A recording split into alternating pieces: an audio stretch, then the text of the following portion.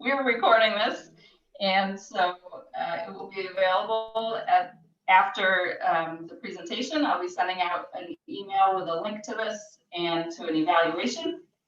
And so if you catch, if there's something that you want to see again, you'll be able to do that by watching it on our YouTube channel. If you have questions as we go along, I ask that you type them in the chat box that you can find at the bottom of your screen. And Caitlin will be answering questions at the end of the presentation. So I think that's all I need to say. I'm going to pass it over to Caitlin now. Great. Okay. Thanks, Alicia. Just while I can still see everybody's faces, people can hear me A-okay? Cool. Thanks. All right. Good to know. All right. I'm going to go ahead and share my screen. And I think you should all be able to see the presentation now as well. You get. Yep. Cool. All right. Awesome. Great. Okay. Well, yes. Thank you, Alicia, for that introduction. And thank you all for being here this afternoon. I'm Caitlin Littlefield. Yes, I'm a research faculty at UVM in the Rubenstein School. And the other hat that I wear is as a forest carbon project verifier. So I work with SNA Carbon out of Portland, Oregon, doing verification services. And I'll talk a little bit about that if we have time. But mostly what we'll talk about today is focusing in on forest carbon markets. And so I'll give a little overview here to start with, and then we'll dig in. And as Alicia said, thanks for holding questions to the end, but certainly happy to answer as many as we can today, and then certainly happy to answer any questions via email and whatnot afterwards as well. So what we're talking about in essence is, of course, that forests represent a super important solution we have to tackling climate change, both on the mitigation front in terms of helping us keep carbon out of the atmosphere, and also on the adaptation front. So helping our communities, both natural and human communities, adapt to the changes that are coming down the pike.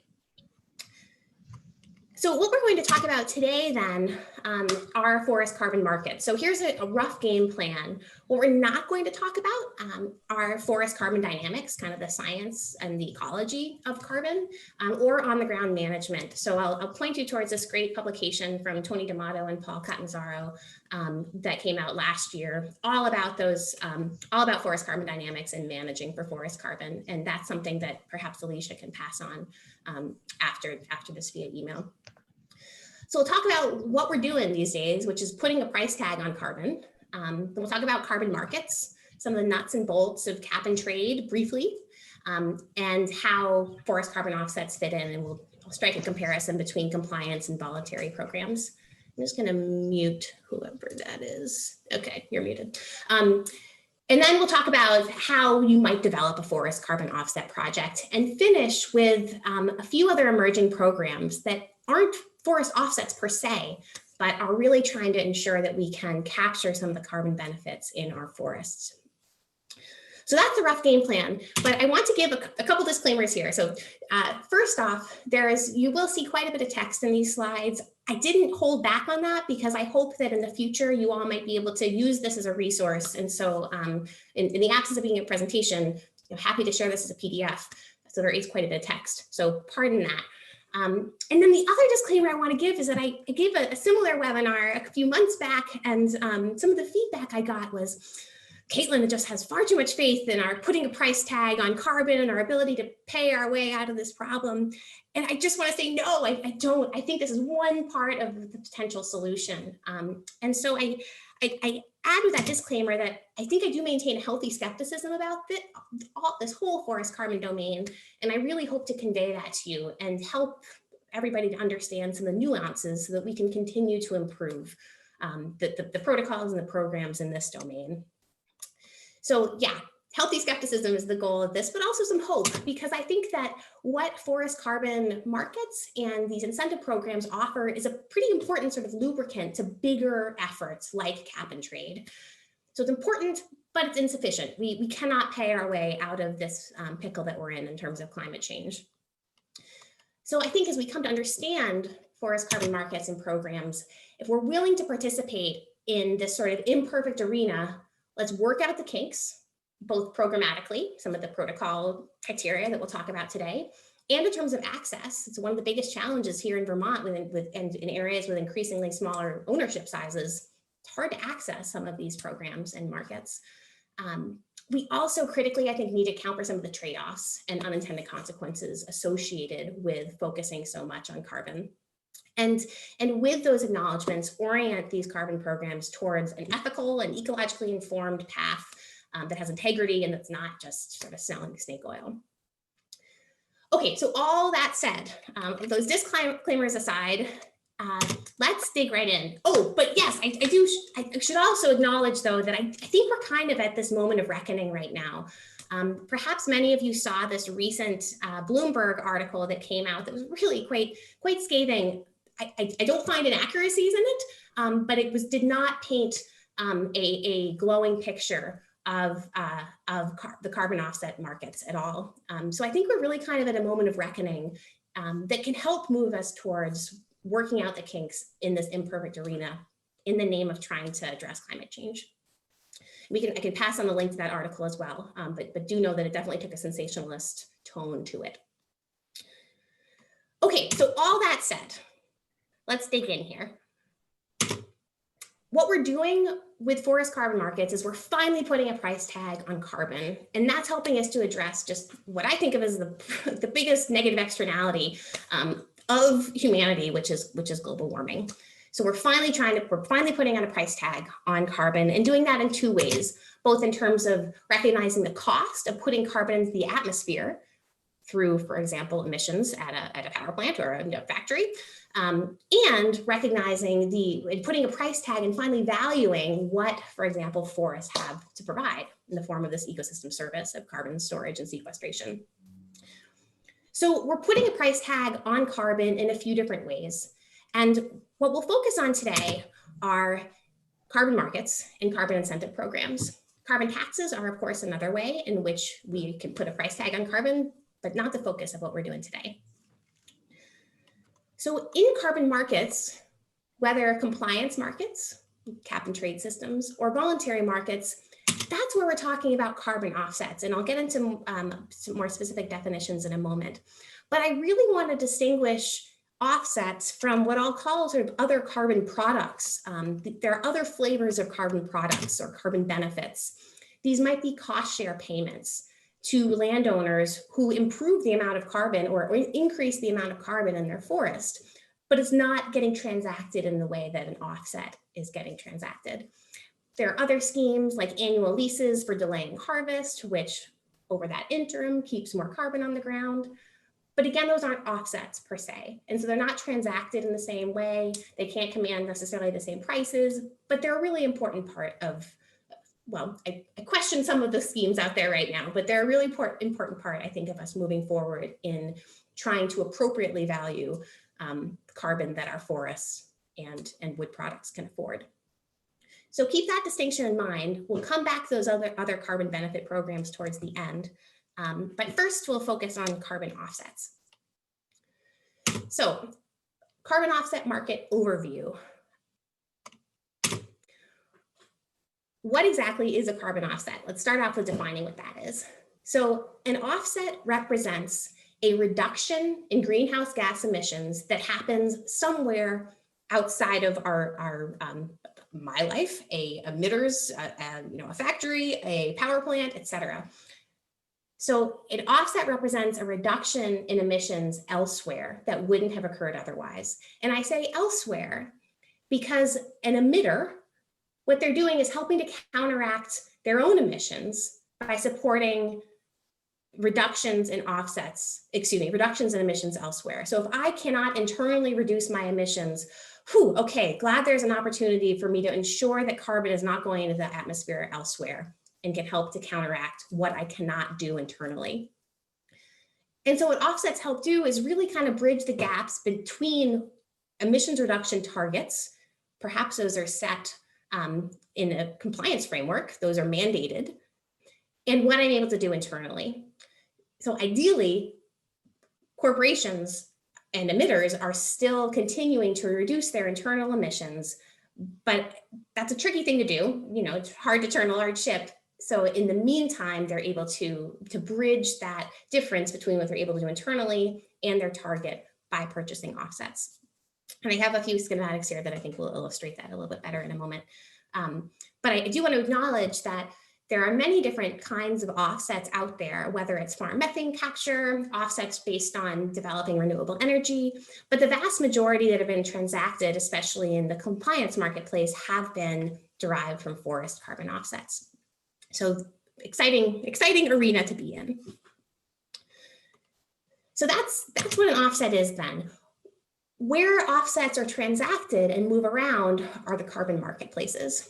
And so we'll talk about two different marketplaces, one of which is the compliance or regulatory. And that's the one that we'll focus on domestically here in the US is California's cap and trade. It's the most robust. It's really the only one where forest carbon offsets have been transacted. And so that is an arena where offsets are used in a compliance framework, but offsets are transacted via these registries, which you perhaps have heard of: Climate Action Reserve, Verra, American Carbon Registry. And each one of these registries also has their own voluntary protocols. So we're talking about these two different domains, compliance and voluntary, but there is some overlap in terms of the actual players.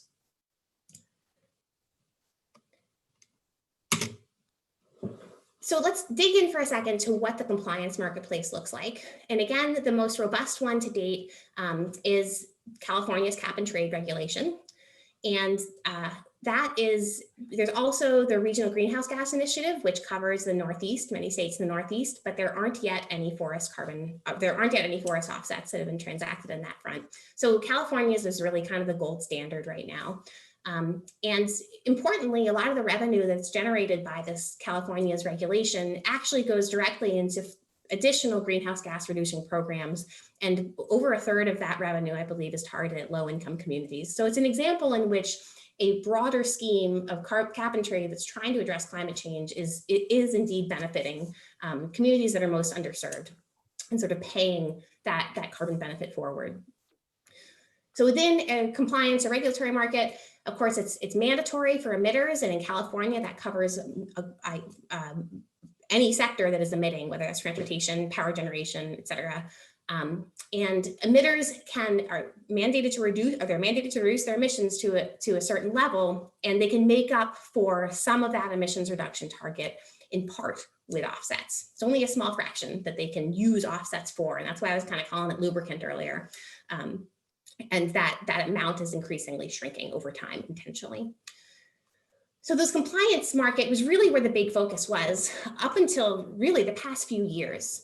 There's limited space for projects within this marketplace that aren't specifically in California, and that's as California intentionally ramps down its caps and says, hey, most of the projects need to be here in California.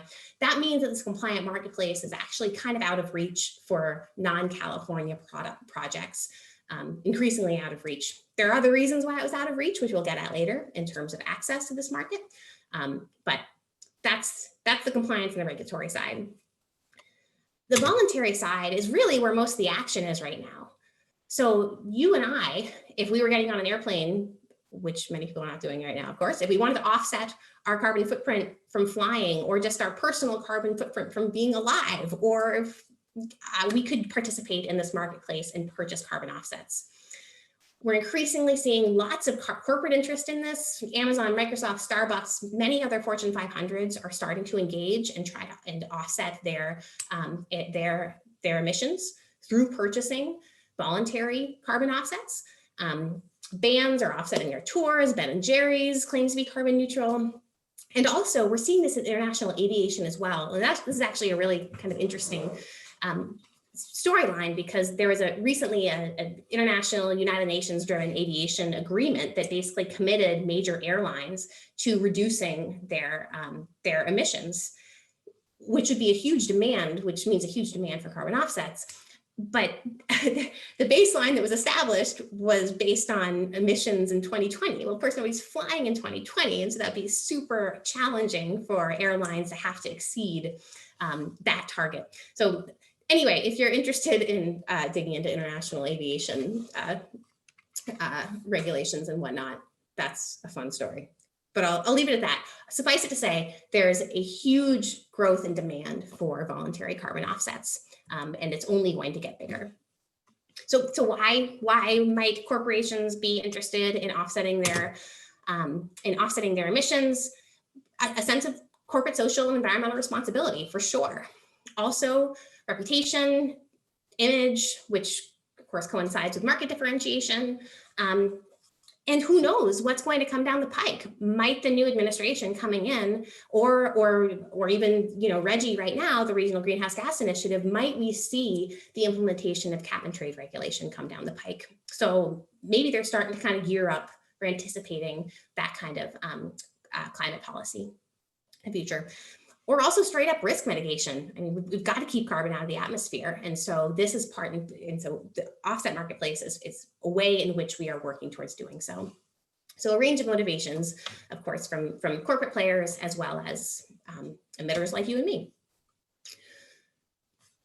So those are the two different marketplaces. I just want to take one more moment to illustrate what the cap and trade regulation looks like.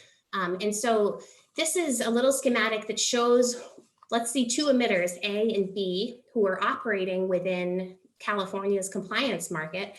And what you see here is that GHG gap, so greenhouse gas gap, that red dotted line, is what emitters need to reach. What we see here is that emitter A is exceeding its greenhouse gas emissions allowance right now. Emitter B is now at that place. So to achieve that cap, that allowance, California, or if there's, maybe we'll have maybe we'll see cap and trade regulation show up elsewhere too. That cap is set and the government will grant allowances, emission allowances to these emitters. From that, these emitters can trade those allowances, so that here in this case, we might see emitter B sell some of its allowances so that emitter A can then make those comparable reductions. So that's part of the marketplace, these auctions of allowances. But then that's also where offsets can come into play. And so there's, we can leave it at this, and happy to talk more in detail about this kind of cap and trade scheme later if anybody would like to. But suffice it to say that what offsets do is help to sort of lubricate this cap and trade schemes so that emitters, when they're trying to reach these caps, which will get reduced over time, it can help lubricate that process here. So I'll leave the compliance marketplace at that. Again, happy to talk through some more of the details if anybody would like to later. But I think that digging into where forest carbon offsets come into play is really, of course, the meat of what we're here for. So let's talk about those then. Forest carbon offset projects. So how are forests being used to generate offsets to then get sold into either that compliance marketplace, like that cap and trade scheme we just saw, or the voluntary marketplace where you and I can purchase offsets, or where we're seeing large corporations purchase offsets. As we dig into how these offset projects get off the ground, let's note that the sort of principles and the concepts associated with these developments, they really do largely apply across the board to the compliance and the voluntary marketplaces. And so I'm kind of going to smush together some of those concepts just so that we can really clearly work through them. But there are more stringent criteria in the compliance marketplace. California has reduced its access to the marketplace. And so in general, as we'll talk about the emerging programs later, that's really not where Vermont is going to be playing around very much. Okay, so within both those domains, though, compliance and voluntary, there are three primary types of forest carbon offset projects: reforestation, avoided conversion, and improved forest management. And the vast majority of the projects to date, and the ones that I deal with primarily, are improved forest management. And so we're going to focus on that. So what does that mean? How might improving your forest management keep more carbon on the ground? Any number of ways. There are, of course, many foresters on the call here who could reel off in any number of ways: extending your harvest cycles, improving your productivity, increasing your stocking, using retention systems just to keep more carbon on the ground. And of course, there are different flavors of this depending on, whatever site we're talking about. But in general, these are some of the principles that you see most often applied across the board in improved forest management projects. So let's say you've got your parcel of land, you want to see if you can enroll a project and get some carbon offsets, participate in this marketplace through improved forest management. Can you do so? So there are some eligibility that do vary across different protocols, compliance and voluntary. But what we have right here mostly capture across the board. So ownerships are private, or they can be tribal. Public are okay, but not federal. And so say municipal town forests here in Vermont may well be eligible for under certain protocols. And under the voluntary protocols, you can also pool across ownerships. And we have some great examples of that in the Cold Hollow to Canada project, for example, here in Vermont. In terms of actual characteristics, these need to be natural forests, they need to be forest. There needs to be a specific amount of native species composition and diversity of species. Most protocols require a long-term management plan or certification. And then also in the case of the compliance protocol, some forest practices acts like size of clear cuts are also applied across the board. Legal constraints are a major consideration. So can you enroll your forest? Can you get carbon offsets by enrolling your forest in these marketplaces? Well, are there existing policy or regulatory constraints that would inhibit you from doing so? Are there threatened and endangered species on your property that might manage a certain kind of habitat management that would preclude you from doing the sort of management or not doing the sort of management that would be necessary to increase your carbon stocking? Do you have an existing conservation easement on your property, especially if it's a wildlands, like forever wild easement, for example, that's already kind of precluding you from doing any harvesting. And so you can't really compare yourself to a harvesting scenario to generate offsets from it. So there are some ways in which those existing easements, especially, might encumber you in ways that you can't actually participate in carbon markets. But there are other ways, critically, in which putting a conservation easement on your land, especially if it's done at the same time as you enter the marketplace, can actually help to guarantee the integrity of those carbon offsets and are beneficial. So it's a little tricky to navigate some of these legal constraints, but those are important to note. So let's say we've gone through this whole list, you're eligible, you're good to go. The question then is, can you keep more carbon in the trees on your forest or in harvested wood products than under a business as usual scenario? And that's really sort of, in a nutshell, going to say whether or not this is a viable path to proceed on in terms of developing a carbon project on your property. So in essence, this whole concept of additionality is what we're really trying to get at here, is the difference between what the carbon your forest is storing and will store into the future. Does that exceed what your carbon would be storing under a business as usual scenario? And it's that differential that shows that you are keeping more carbon on the ground than would happen otherwise. And that's what you can claim as carbon offsets. You can get credited for as carbon offsets. And that really sums up what this additionality criterion is, that says we're going above and beyond what would typically happen. And these are property specific differences, but there are some ways in which baselines get averaged across regions that make it a little tricky here in New England. And I'll show a map of that in a moment. But again, in essence, it's that differential between what you are going to do, what you are doing, and what it would be doing that generates carbon offsets. And I really like this quote here, that what this shows is that the carbon avoidance in these offsets is basically just counterfactual math. And so a counterfactual is something that doesn't actually happen. You're modeling this out. You're assuming this might happen or that it's feasible or plausible. So unlike, going to a mill with a truckload of wood, it's not quite as tangible. So that I do like that acknowledgement that this is ultimately counterfactual math. So that what we see right here, to complicate this a little bit more, is that what we're talking about there is carbon in the forest, and that's usually positive. So you're going to keep more carbon in the forest than would happen otherwise. But let's also consider what's happening in harvested wood products as well. Carbon in your harvested wood products, if that exceeds harvested wood products that would happen under a business as usual scenario, you can get credit for that too. In most cases, however, if you are doing a little bit more of a hands-off management, you're extending your rotations, you're just in general not taking as much off during any given harvest, that differential in brown there may well be negative. So, and it's negative because you're putting less carbon into harvested wood products than would be happening under a business as usual scenario. So in many ways, that difference is going to sort of deduct or reduce the amount of carbon offsets you can get. But let's imagine a great scenario in which through your improved management, not only is your forest you're keeping more carbon in your forest itself, but through your improved management and good stewardship, when you do go in and harvest, you are able to capture higher products, more volume, and we see both carbon pools, what's in situ in the forest and what's in harvested wood products, increase. So that's the best case scenario, both from an offset revenue perspective and also because you're keeping more carbon out of the atmosphere on both fronts. So keep that in mind. We have both what's in the trees, of course, and then also what's in harvested wood products.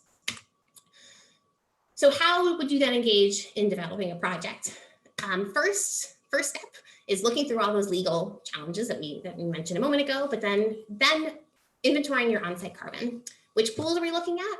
Well, in improved forest management, the primary pools are above ground and below ground standing, live, and dead trees. Soil factors in if you're doing site prep, but for the most part, we're really just talking about above ground, below ground, live, and dead trees.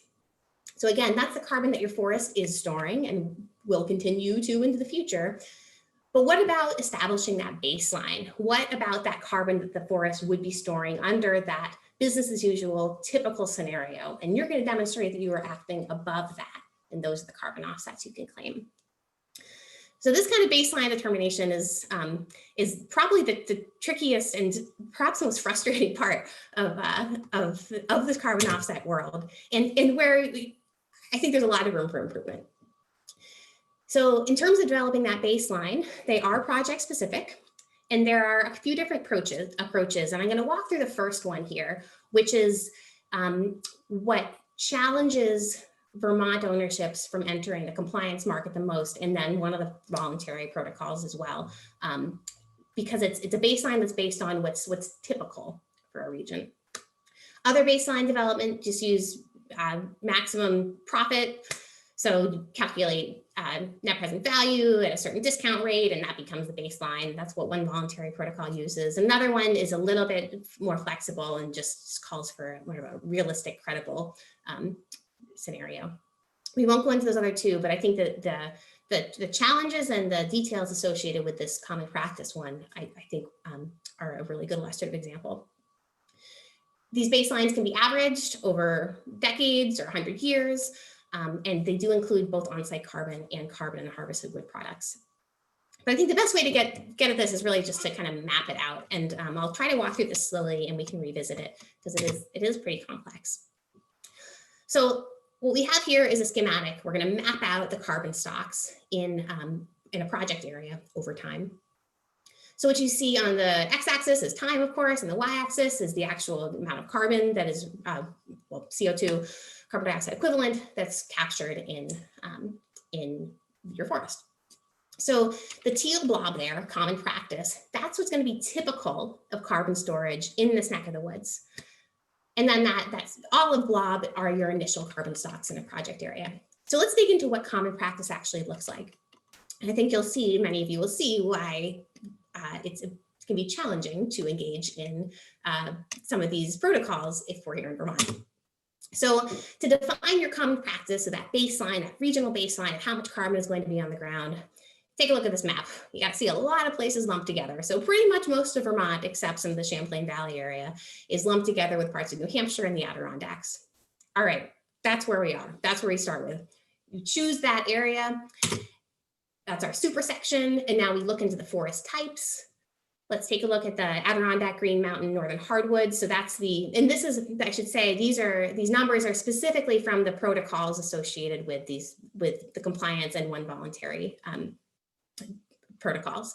So these are written in stone. You have to use these numbers. If you take a look at so let's look at the bottom there. So Northern Hardwoods, of course, the species composition. You might see that some of that's decently high stocking to be expected for us to compare our projects against.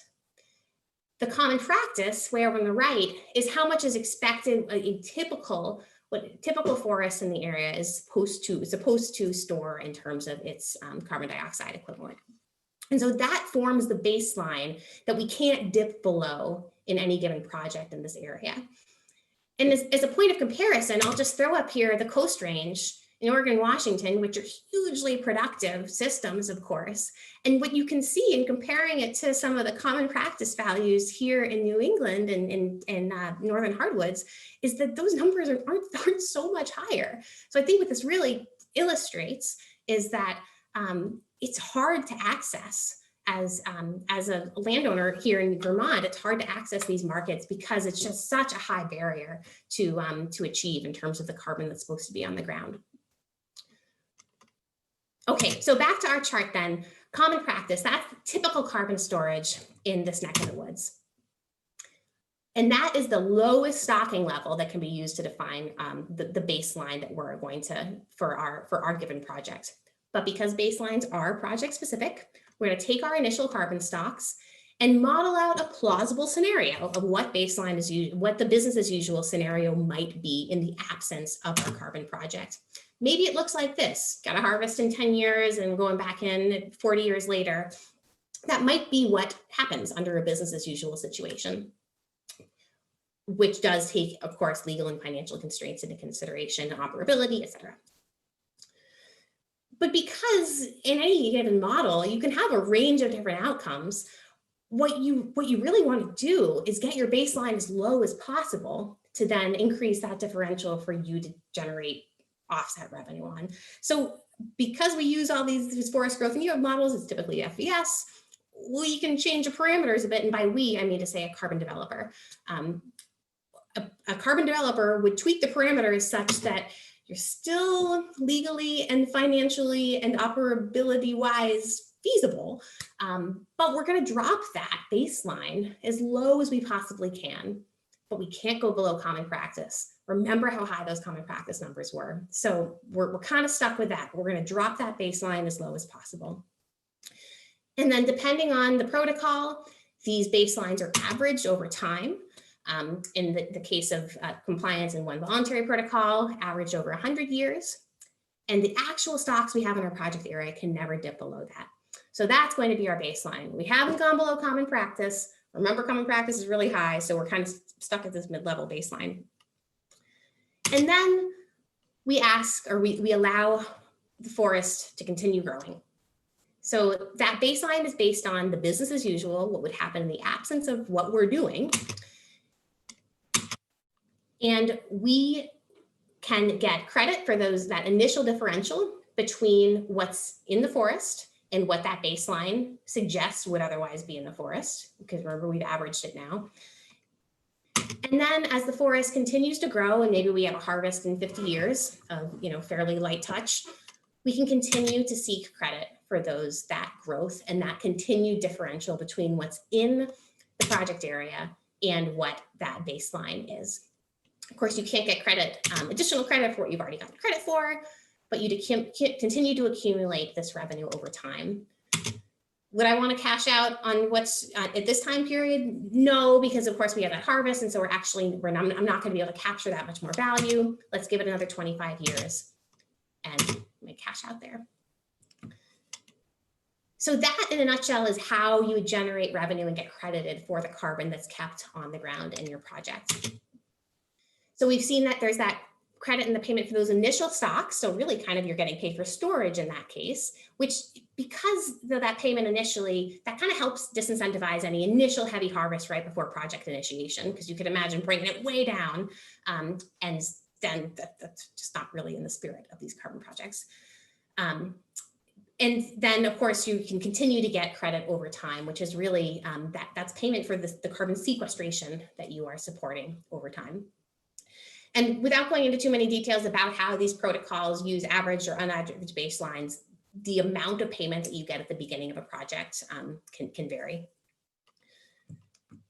So a few other important aspects of this as well are, at the end of that time frame, you can't just, cash out.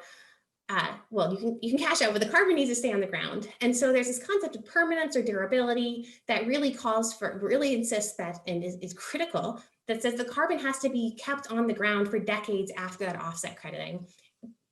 The carbon isn't being kept out of the atmosphere if you go and promptly, clear cut the area after you get credit for that carbon being on the ground.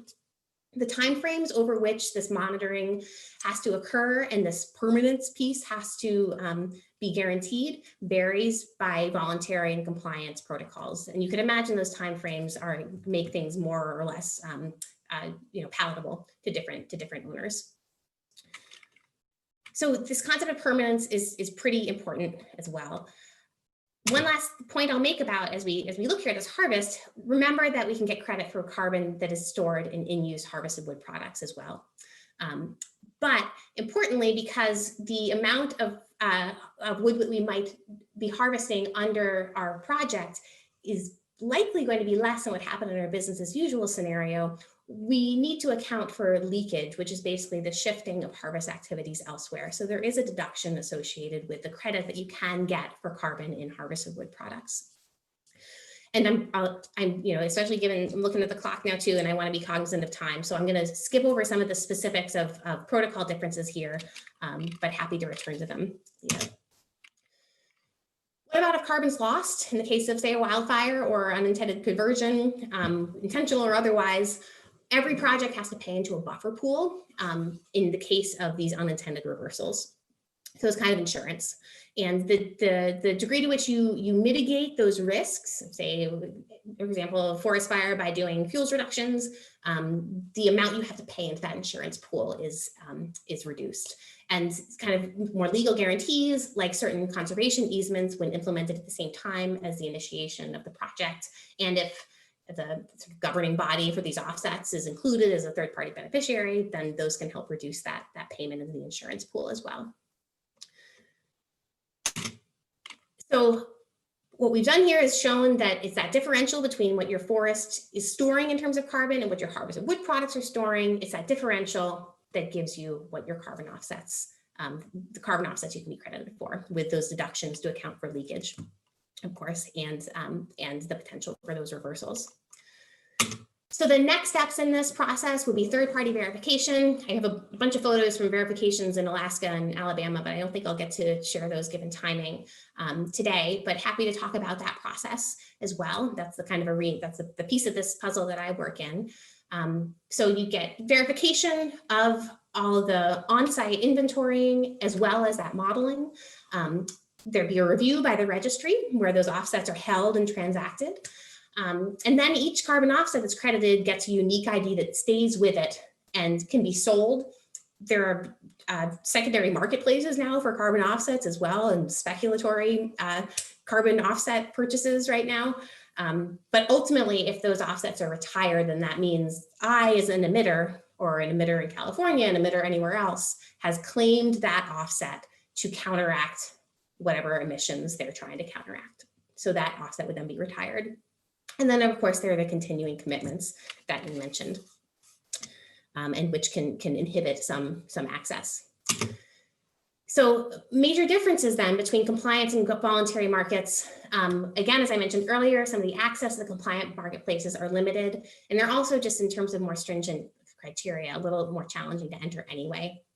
So those baselines and establishing baselines for voluntary markets are less restrictive, and also enable some things like aggregation. For example, the Cold Hollow, there's UAW there, to Canada project. And we're seeing some more, and I'll give a few examples in a moment of how that kind of aggregation is showing up elsewhere too. So I want to make sure I get to those examples of the emerging programs. So I'm going to skip through a couple of this comment about pricing. We can come back to it later, but I do just want to quick touch on some of these emerging programs that are showing up, especially for small landowners. And this is not an endorsement. I'm not intimately familiar with all of these, and maybe some folks on the call can even speak to them better than I can, but just wanted to point out a few emerging programs to really help small landowners get plugged in. And a reminder here that what we're now talking about are some programs that are trying to facilitate access to these markets for carbon offsets, but we're also now talking about some of those other carbon benefit programs like payment for practice, cost share, annual leases. And so those, some of the ones that are trying to ensure or enable access to existing offset markets are showing up from Forest Carbon Works, from Finite Carbon, that are really trying to leverage technology to enable small landowners, as small as 20, 30, 40 acres, to access these marketplaces. One example being with Forest Carbon Works, a proprietary smartphone app that can make inventorying go extremely quickly and therefore cheaper, and reducing the transaction costs. So again, this is not an endorsement for these programs, but I'm just putting them out there as two examples in which, particularly given technology, these carbon offset developers are trying to work towards ensuring access for smaller landowners. And then some that you may well be familiar with, certainly here in Vermont, the Nature Conservancy has launched a family forest carbon program.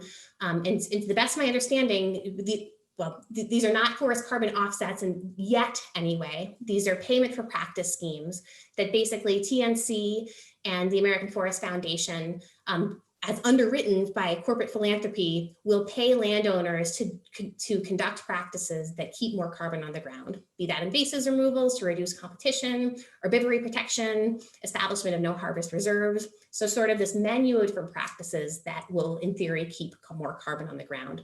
Landowners would get paid for those practices. And to my knowledge, TNC and AFF will retain the rights of any of that carbon, and it may well be sold in the future as offsets. Coming to Vermont soon. It's been piloted in Pennsylvania and Mass so far. And then also forest carbon co-ops. I've mentioned Cold Hollow, Canada a couple times, and VLT, Vermont Land Trust, of course, is intimately involved in that. And I do seeing some names here on this call. I think again, some people here could speak more to the development of these kind of co-ops than I could. But this is helping smaller landowners pool their carbon basically. And then I'll finally end with this one other example, Sylvia Terra, which is really trying to target owners of any size. It's basically selling a lease on 1 year of deferred harvest, and they use some remote sensing data. I'm not a remote sensing scientist, but I will say that their ability to truly map species and species composition and is perhaps a little challenging on this front, but they're trying to do that. And it really tries to center compare the carbon at any given parcel that would likely be lost with neighboring parcels. And so in theory is helping to mitigate that challenge of having these really large regional baselines that can be prohibitive for carbon access. Microsoft has purchased, I think, almost all the units at this of their initial pilot project. But I have to ask this question of, okay, so Microsoft is offsetting its emissions, but what's it doing in terms of its internal emissions reductions for all of its server centers and whatnot? Which brings me to what brings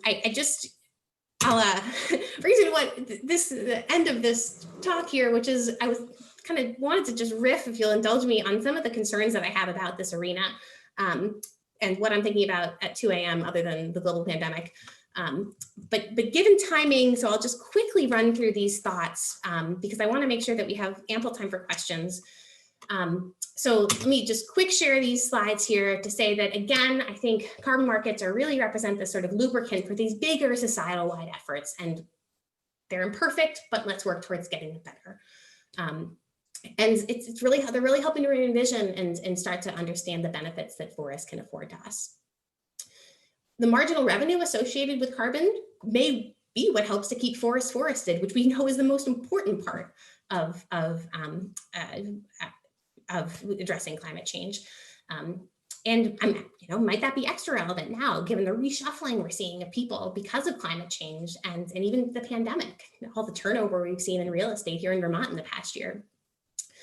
But though, a big question I have is, can we turn a blind eye to some of these questionable considerations of the additionality or the permanence of one project just because it is this big societal shift? That's a big question I have. Ultimately, carbon revenue may reward good stewardship and equitable ownership. And in some cases, we're seeing First Nations and Alaska Natives able to repatriate their land because of the revenue associated with carbon. But what are the other trade-offs, though? We can talk about good stewardship, but what about increasing ecological or habitat diversity across the landscape?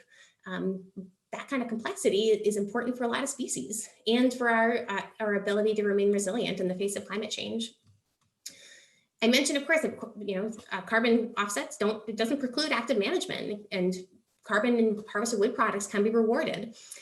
But I say, we still haven't reconciled this sort of illusion of preservation, if you will, of we're still importing wood and paper. And if we continue to enroll more and more land in carbon projects, we're also still going to be importing and purchasing stuff from beyond. And so my final point then is that, and here's pardon the excessive amount of text here, is that yeah, this can help generate some revenue. But if our goal here is to mitigate climate change and keep forested, are there higher return on investment actions? If we don't order that teak deck set from Amazon and instead bolster local production, if we try to demonstrate the societal values of forests, capture what we can from carbon, but also maintaining local forest products, is that ultimately the best way to keep carbon out of the atmosphere? And I might argue, yeah. But again, these are imperfect arena right now, but I think it's important to understand these nuances and some of the trade-offs and some of the shortcomings so that we can shape these programs and keep them on an ethical, ecologically informed track to help us address an uncertain future. And with that, I'll stop and gladly take any questions again, either now or via email. I know that was a lot of information and it's very complex. But. That was really great, Caitlin. Thank you. You said earlier that you wish that we could be gathered together so we could talk over all your concerns at the end there. So I would propose that as soon as this pandemic is over, we should get together and help you sort through some of your thoughts there. Let me get to sleep at 2 a.m. Yes. Okay. Yeah. We need to get some sleep, I think. Okay, so we do have questions in the chat box. I'm going to go back to the first one, talking about the voluntary markets. Andrew said, I have seen stickers at gas stations with information about voluntary offset markets. Are there any good resources for evaluating the legitimacy or efficacy of markets like this to decide if you want to participate? Yeah, that's a great question. And as we see just this huge flurry of programs come online, I think that's super important to ask. I would say that the best way to evaluate, we'd say stick with those three very well-established registries: the Climate Action Reserve, American Carbon Registry, and Verra. Those are three protocols that are well vetted, even if imperfect.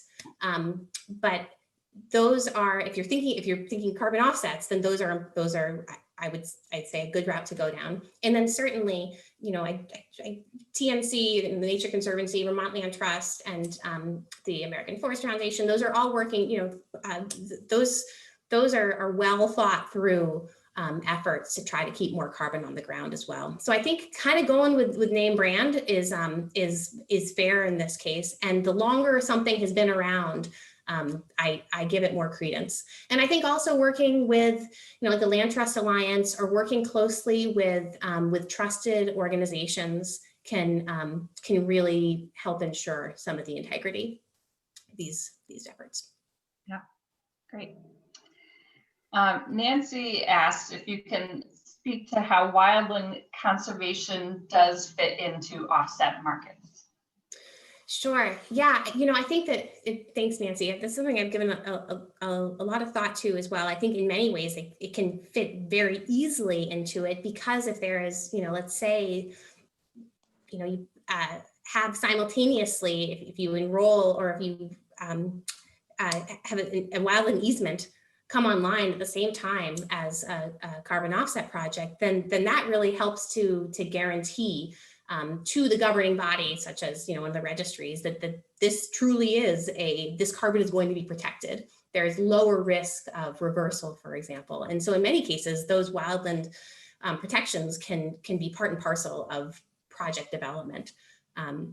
But again, if there's an easement in place in advance that effectively already precludes any harvesting, that basically violates the additionality, means that the additionality simply can't be achieved, because your baseline then, because of that legal encumbrance, is already going to be lower. That baseline is already saying you're going to be, the baseline is already going to be way higher, because it's saying these are wildlands. There's not going to be the business as usual, more harvested than not. So I think that's where my brain goes, is those, especially those legal, the legal restraints or opportunities. But I also think that this is a place where the offset markets really need to improve, and the Vera registry and Vera protocols, I think, are doing this, but I think we need to see how we can better sort of bundle some of these additional conservation and stewardship benefits, and especially biodiversity benefits, into these programs. And so whether that's wildlands, or whether that's the fact that if you're, managing pitch pine, you don't want a lot of trees in there. You want lower density, and many species need lower density, or the golden winged warbler needs early successional forest. And so I think that's something we really need to resolve, is how to bundle some of these benefits together. And that's a place where the voluntary marketplace is starting to acknowledge, but I think we're still not doing a great job of it.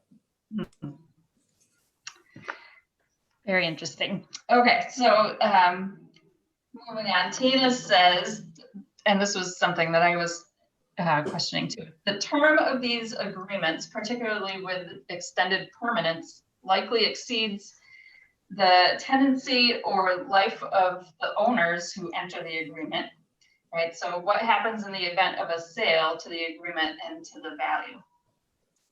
Yeah, that's so great question. I think that's one of the reasons why some of the voluntary offset marketplaces have shorter time frames at 20 years, or well, for the permanence piece, 40 years anyway, that sound more reasonable, or are more acceptable in terms of a time frame. And some of the newer carbon benefit approaches, not carbon offsets, but are even shorter time frames, ones that really I question in many ways. But that doesn't answer your question. Those do that land is then enrolled. And so if that carbon is then effectively, if the next owner is not hanging on to that, or goes and slicks off all the trees and all the carbon, there's a legal requirement there. They would need to then pay back the associated, the carbon that is no longer on the land. So in that case, it would count as an intentional reversal, and they would need to pay back that the revenue associated with the carbon from that. Okay. Alan asks, why not pay landowners to leave their forests alone? Do no cutting. He mentions older and mature forests stores more carbon. Yeah, absolutely. Carbon storage in those old forests is critical, and I agree. We shouldn't be going in there. Yes, there are, certainly, if given some of these protocols, like that have regional baselines that suggest the carbon would, on business as usual, be reduced. Yeah, you can get credit for just keeping those forests around, and that could well be, yeah, that's that additionality piece. Certainly some of the newer programs coming online, like TNC's Family Forest Program, they're incentivizing reserves, no harvest zones. And then also there are other, there's sort of movement afoot to see if some of the tax incentive programs like current use would actually start to include wildlands in there. Right now, it's, you need to have an active forest management plan, but there's movement afoot to increasingly include unharvested or wildland areas too. So I think there are a number of programs out there like that. Right. All right, I want to make sure I'm not skipping things. So Ed asks, would whole tree harvest be prohibited under most carbon-friendly management schemes? It would be, oh, don't go. You know, specific how you, whether whole tree, cut the link, whatever, would not limit, those specific practices wouldn't necessarily be limited. It's what stays in the woods. So important to note though, is that what, you know, coarse woody debris is not included as a pool here. You need to work towards certain volumes of coarse woody debris just in general as sort of a stamp of this is good forest management, but those are not included carbon pools. And so actually, as I'm kind of thinking about it, that really, no, it's complete. It's kind of irrelevant as to whether or not how you exactly harvest them. So no, whole tree harvest, no, would not be prohibited. And you know, if some of what's coming off the forest is going to biomass and offsetting some fossil fuels locally, there you go. Even more of a carbon benefit. Yeah. All right, looks like we have maybe 4 more questions. So Tim asks a couple. He says, are your examples of a light harvest every 40 years a typical regime in a carbon credit forest? No, that's purely just for illustrative purposes. No, but many of the, I mean, it really depends. You know, some of the projects in Alaska I've been on, especially the Alaska Native Corporation projects, are just, you know, they won't be harvesting in those areas again. They have more intensive harvesting elsewhere, but those are going to be basically reserves. So that's a certain area of no harvest. In a lot of cases, you know, to the question earlier about how wildlands fit in, there will also be no harvest. But in plenty of cases, there would be more frequent or especially lighter touch harvests. But that 40 years was just purely an example. It's hard to find examples here in the Northeast where you would see frequent harvesting them. Right, okay. So his second question is, do the common practice residual density thresholds apply to the whole parcel the whole time, or is there room for silviculture that reduces basal area below those thresholds on some portion of the parcel? Yeah, great question. So and it is complicated, but that common practice is just sort of the basement level. So the baseline of a particular project has to be above common practice, but it can never be below common practice, but it might not be exactly common practice. So I just want to distinguish there. That's sort of the basement level. But to the spirit of the question, do those requirements associated with your baseline, can you ever dip below that? And no, you can't at a project level dip below those baselines. I can't, you know, it's not, I think you are, if there's an unintentional reversal, like say massive wildfire, then you can still participate, you can still play. But if you dip below that, which is averaged over the entire project area. So yeah, you might have, you know, a large patch over here, but, you know, keeping stocking higher over there, which would even it out. But you cannot dip below that as a project. Okay. So we're at 4 o'clock, but I still want to respond to these last couple of questions. Please. Yeah. Okay. So Lynn asks, in assessing the value of forest products, wouldn't you need to differentiate between structural lumber and wood that's burned? Can the value of wood harvested for lumber really be included in offsets? Yeah, great question. So yes, and you know, it's a little bit more personal philosophy here, but I think we really should be including the value of carbon or the amount of carbon that's in harvested wood products. We all use wood products. We should, and I think, and again, going back to that final comment of keeping forests forested and kind of reconciling this mismatch between our production and our huge amount of imports. Yeah, yes, the carbon in my mind should be valued in those harvested wood products.